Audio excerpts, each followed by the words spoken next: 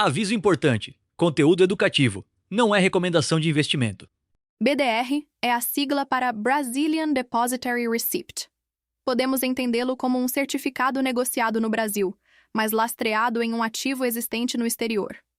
Quando você compra um BDR da Apple, por exemplo, não está comprando diretamente uma ação da Apple nos Estados Unidos.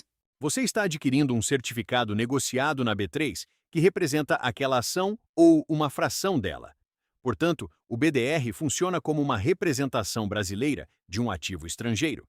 Ele permite que o investidor tenha exposição econômica a empresas internacionais utilizando uma corretora brasileira e negociando em reais. Você já imaginou investir em empresas como Nvidia, Apple, Microsoft, Amazon e Google sem precisar abrir uma conta em uma corretora estrangeira? É exatamente essa possibilidade que os BDRs oferecem. Mas existe uma dúvida importante.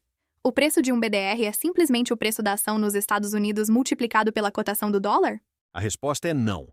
O dólar influencia, mas existe outro elemento fundamental nessa conta: a proporção entre o BDR negociado no Brasil e a ação que serve como seu lastro no exterior. Por isso, uma ação pode custar centenas de dólares, enquanto o BDR correspondente custa apenas algumas dezenas de reais. Isso não significa que o BDR esteja barato. Na maioria das vezes, ele representa apenas uma fração da ação original.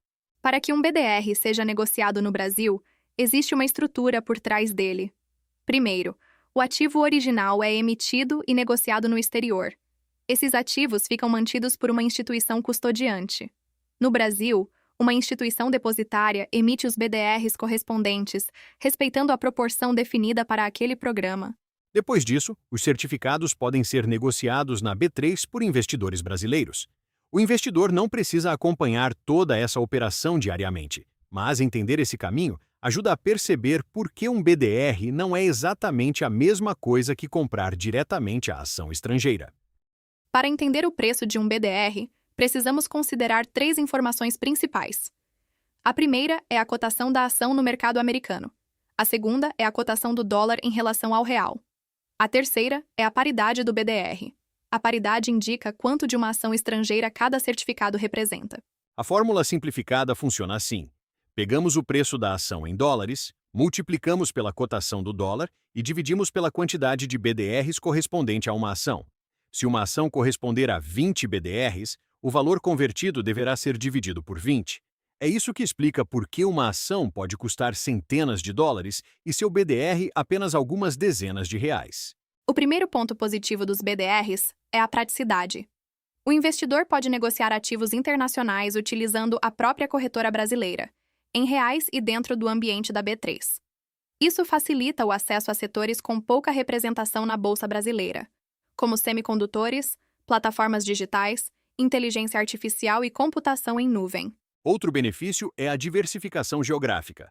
Os BDRs permitem adicionar à carteira empresas que atuam em diferentes países e recebem receitas em várias moedas.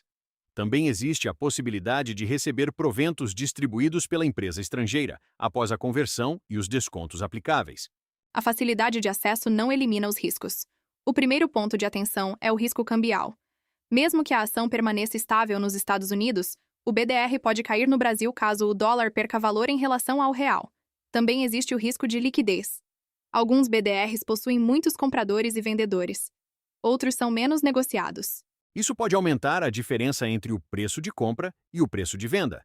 Além disso, podem existir custos da instituição depositária, tributação específica e diferenças nos direitos do investidor. Os BDRs continuam sendo ativos de renda variável e podem apresentar oscilações relevantes. Para visualizar tudo isso na prática, vamos analisar 5 das maiores empresas do S&P 500 em valor de mercado. A Nvidia, representada no Brasil pelo NVDC34. A Apple, pelo AAPL34.